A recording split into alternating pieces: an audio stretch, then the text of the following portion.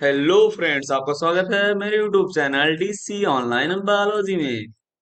आज हम लोग देखेंगे क्लास 11th का एक टॉपिक है morphology of flowering plants.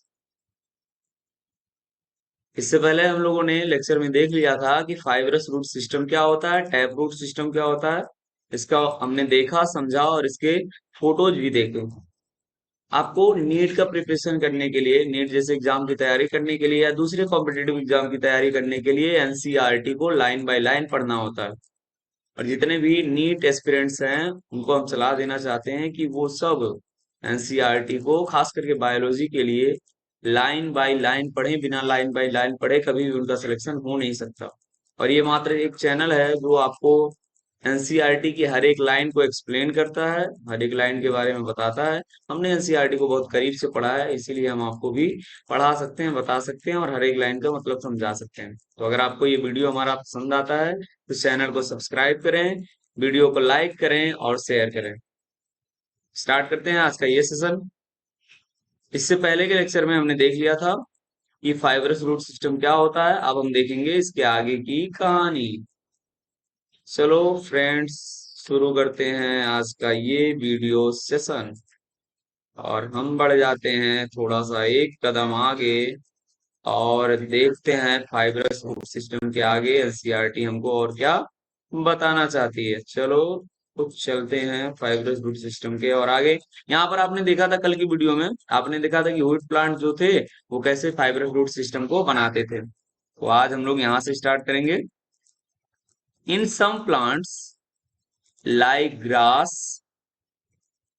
मोनेस्ट्रिया and the banyan tree, roots arise from parts of plant other than the radicle। इस पूरी लाइन का क्या मतलब है आपको बताते हैं। इन सम प्लांट्स, कुछ पौधों में, लाइक ग्रास, जैसा कि हम घास में देख सकते हैं। घास के अलावा एक पौधा होता है जिसे मोनेस्ट्रा कहते हैं, ये भी दूब घास से संबंध रखता है।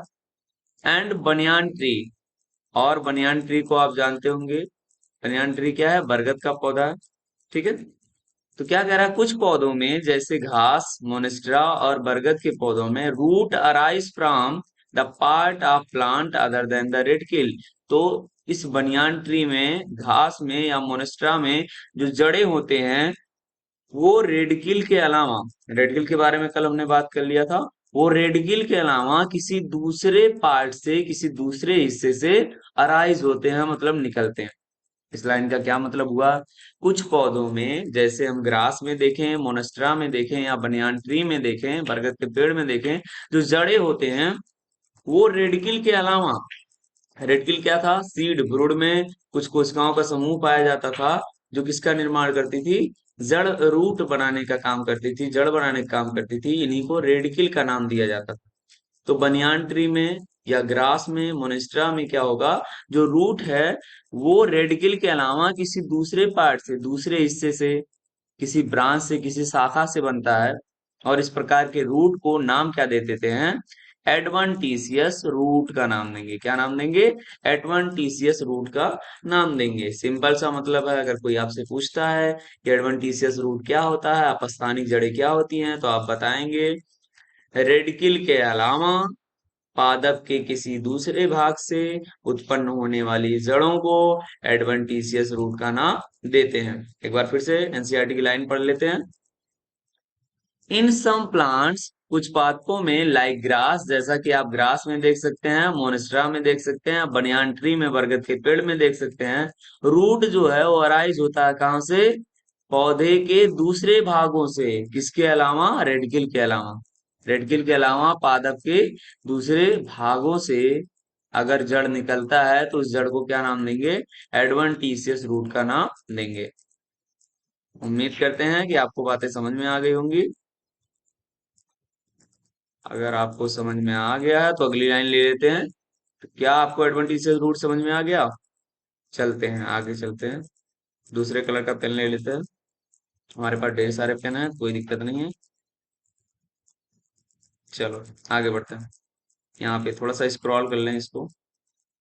थोड़ा सा स्क्रॉल नहीं हो रहा है, यहाँ से अब हो जाएगा।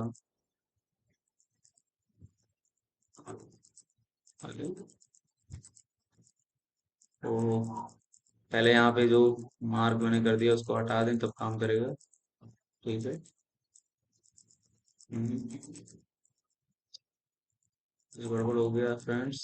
यहाँ पे हाँ, इसको एक्चुअली हमको नीचे ले जाना था, एडवेंटिशियस रूट। अब आगे चलेंगे। अभी आपको मोनेस्ट्रा और ग्रास के पौधे आपको दिखा देते हैं ताकि आप और क्लियर विजन कर सकें और क्लियर बातों को समझ सकें। चलते हैं, अगली लाइन ले लेते हैं, यहाँ से देखते हैं। ठीक है, एडवेंटिशियस रूट वाला हमने समाप्त कर दिया, अगली लाइन ले लेते हैं। The main function of the root system are absorption of water. अब बताया जा रहा है आपको कि जड़ का जो मेन फंक्शन होता है, मुख्य काम होता है, वो होता है एब्जॉर्प्शन ऑफ वाटर, मतलब जल को अवशोषित करना, and minerals from the soil. पहली बात आपको बताई गई, जड़ का जो मुख्य काम होता है वो क्या होता है, जल और खनिजों। खनिज क्या चीज है, जो हमको मिट्टी से खनने पे, खोदने पे मिलता है, उसे क्या नाम देते हैं हम लोग, खनिज का नाम देते हैं। और ये जो खनिज होते हैं वो मिट्टी में पर्याप्त मात्रा में मिले रहते हैं। जो पौधों के जड़ होते हैं वो क्या करते हैं, जब जल को अवशोषित करते हैं, जल को खींचते हैं, तो साथ ही साथ किसको खींच लेते हैं, खनिज लवण को भी खींच लेते हैं। तो जड़ का मेन काम क्या हो जाएगा, जल तथा खनिज लवणों को अवशोषित करना। कहाँ से, मृदा से, सॉइल से। चलो अच्छी बात है, अगली बात ले लेते हैं। Provides a proper anchorage to the plant parts. इसके अलावा अगर हम बात करें तो एक और काम होता है, मुख्य काम होता है, क्या होता है, पेड़ पौधों को एंकरेज देता है। एंकरेज का मतलब पेड़ पौधों को जड़ जो होता है वो जकड़ करके खड़ा रखता है, सपोर्ट देता है उसे। क्या क्लियर है? दो पॉइंट आपने देख लिया, पेड़ पौधों का मुख्य काम, पहला काम क्या हो गया, मृदा से, मिट्टी से जल और खनिज का अवशोषण करना। दूसरा काम क्या हो गया, provides a proper anchorage to the plant part, पौधे के हिस्सों को, पौधे को जकड़ करके रखना, उसको एंकरेज देना, उसको जकड़े रहना, सपोर्ट देना, ये भी काम होता है किसका, जड़ का होता है। इसके अलावा और क्या काम होता है जड़ का, स्टोरिंग रिजर्व फूड मटेरियल। इसके अलावा जड़ का एक और काम होता है, भोज्य पदार्थों को स्टोर करना, संग्रहित करना, जमा करके रखना। ये भी किसका काम होता है, जड़ का काम होता है। आखिरी काम देख लेते हैं, synthesize of plant growth regulators. अगला काम क्या है जड़ का, जड़ें जो होती हैं वो प्लांट ग्रोथ रेगुलेटर का भी सिंथेसिस करते हैं, श्रावण करते हैं, बनाने का काम करते हैं। इसका मतलब क्या है, प्लांट की वृद्धि कितनी होगी, कितनी नहीं होगी, इसके लिए कुछ विशेष केमिकल निकलते हैं जिसे कहा जाता है प्लांट ग्रोथ रेगुलेटर, या इसी को शॉर्ट फॉर्म में बोला जाता है पीजीआर, प्लांट ग्रोथ रेगुलेटर। इसकी सिंथेसिस भी कहाँ से होती है, इसका श्रावण भी कहाँ से होता है, रूट के द्वारा होता है। तो आपने चार काम देखा, जड़ के चार काम देख लेते हैं फिर से एक बार दोबारा से। ध्यान दें, एनसीईआरटी की एक एक लाइन बहुत ही ज्यादा इंपॉर्टेंट है, ये आपको बहुत ज्यादा फायदा पहुंचाने वाली है। तो फिर से एक बार दोबारा से देख लेते हैं। The main function of the root system of absorption of water and minerals. पहला काम क्या हो गया दोस्तों, absorption of water and minerals, मतलब जल और खनिज लवणों का अवशोषण करना, ये पहला काम हो गया। दूसरा काम देख लेते हैं, providing a proper anchorage of the plant part, अर्थात पौधे के विभिन्न भागों को या पौधे को एंकरेज प्रोवाइड करता है। एंकरेज का मतलब जकड़ करके रखता है, किससे, मृदा से। अगला क्या है, स्टोरिंग रिजर्व फूड मटेरियल।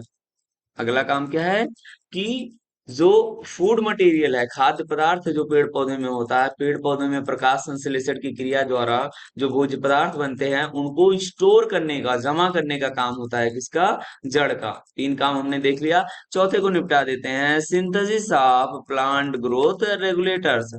मतलब क्या है इसका, पौधे की कितनी वृद्धि होगी, कब वृद्धि होगी कब नहीं होगी, इसका रेगुलेशन करने वाले कुछ केमिकल होते हैं जिसे पीजीआर का नाम देते हैं। और ये पीजीआर जो होता है, प्लांट ग्रोथ रेगुलेटर जो होता है, वो रूट के द्वारा बनाया जाता है, रूट के द्वारा सिंथेसिस कराया जाता है। अब कुछ फोटोज को देख लेते हैं और आज का ये वीडियो यहीं पे समाप्त करते हैं। कुछ फोटोज देखेंगे हम लोग यहाँ पे। जो पौधों के फोटो नीचे दिए हुए हैं, जैसे आप देखें यहाँ पे ये मोनेस्ट्रा का फोटो बना हुआ है, आप मोनेस्ट्रा को देख सकते हैं। इससे पहले मैंने बताया था कि मोनेस्ट्रा में जो एडवेंटिशियस रूट देखने को मिलते हैं, आप देख सकते हैं फोटो के द्वारा। ये तीर आपको दिखा रही है एडवेंटिशियस रूट के बारे में। थोड़ा सा यहाँ पे जो ये हमने कलाकारी किया है, इसको थोड़ा सा मिटा दें, ये साफ हो जाए, क्लीन हो जाए। अब देख सकते हैं आप बड़े आराम से। देखें ये जो तीर है, एनसीईआरटी जो एरो बना रही है, ये लिख रही है एडवेंटिशियस रूट, और ये जो फोटो है ये किसका है, मोनेस्ट्रा का है। तो एनसीईआरटी की ना सिर्फ एक एक लाइन इंपॉर्टेंट है, बल्कि उसका हर एक फिगर, हर एक ड्राइंग, हर एक वर्ड एनसीईआरटी का बहुत ही ज्यादा इंपॉर्टेंट है। इसीलिए इसकी लाइन बाय लाइन पढ़ना बहुत जरूरी है। और मात्र एक चैनल है जो आपको एनसीईआरटी की लाइन बाय लाइन पढ़ाता है, सिखाता है।